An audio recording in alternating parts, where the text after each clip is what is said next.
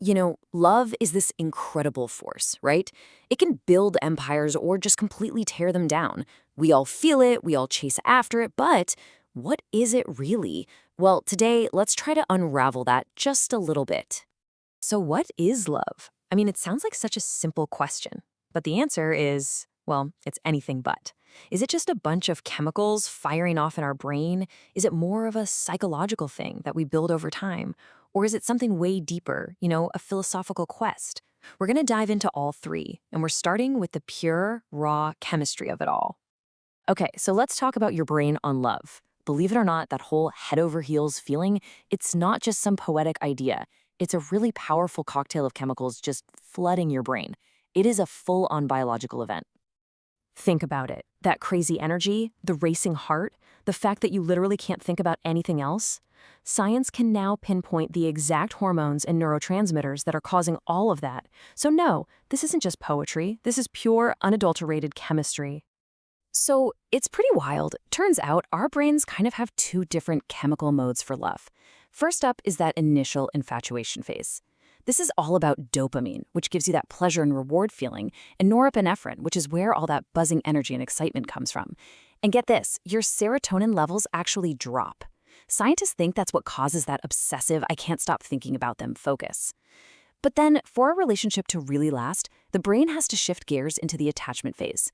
That's when hormones like oxytocin and vasopressin take over to build a much calmer, more stable, long-term bond. Okay, let's zoom in on oxytocin for a second, because this hormone is the real MVP when it comes to long-term connection. I mean, it's called the cuddle hormone for a reason. It gets released during really simple things like holding hands or hugging, and it's the key ingredient that helps transform that initial fiery passion into a deep, trusting bond. Seriously, you could say this hormone is pretty much the glue that holds a relationship together. All right, so we've got the chemistry down. That's what's happening on a biological level, but that's not the whole story, right? Our minds also play a huge role. They actually structure love in a very specific way. So let's shift gears and look at this psychological blueprint.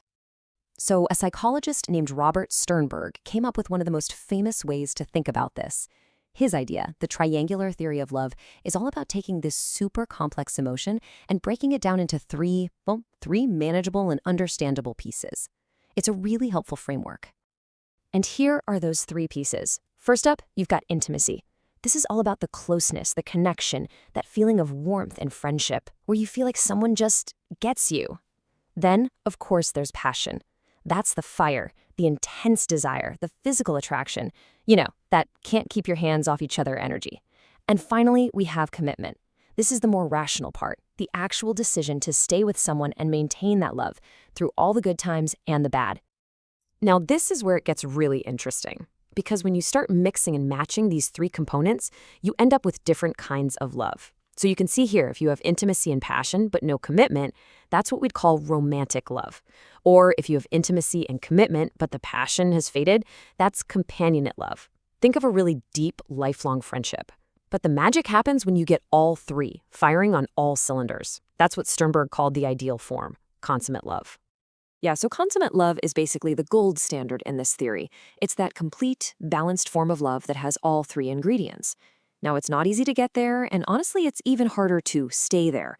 But what's great about this theory is that it gives us a kind of roadmap, It shows us what a full, healthy relationship could actually look like. But Sternberg's theory isn't the only psychological piece of the puzzle. There's another huge layer, and it has to do with our past.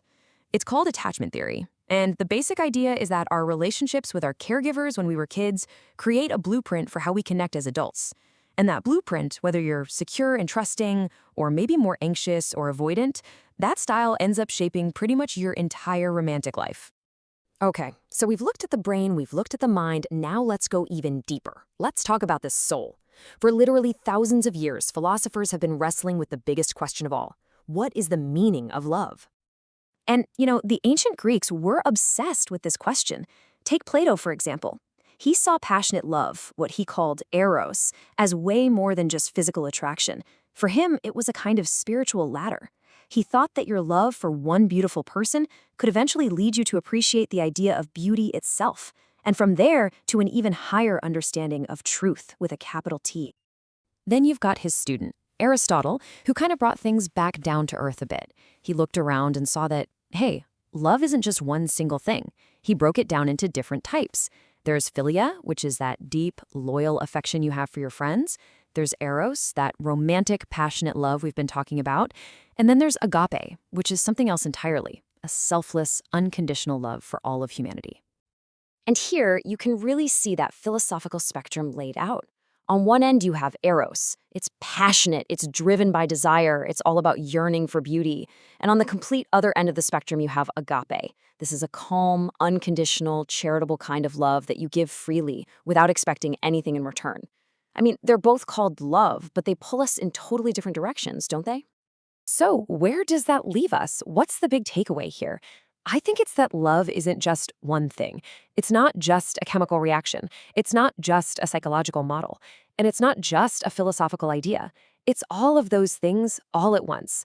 There's really no single perspective that can capture the whole picture. It's more like this messy, beautiful, incredibly complex tapestry that's woven together from all of these different threads. And so I want to leave you with a question to think about. When you look at the love in your own life, the most important relationships you have, which of these lenses helps you understand it the most? Is it the biology, that rush of chemistry? Is it the psychology, that balance of intimacy, passion, and commitment?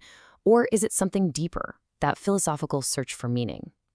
The real answer, just like love itself, is probably a little bit of everything.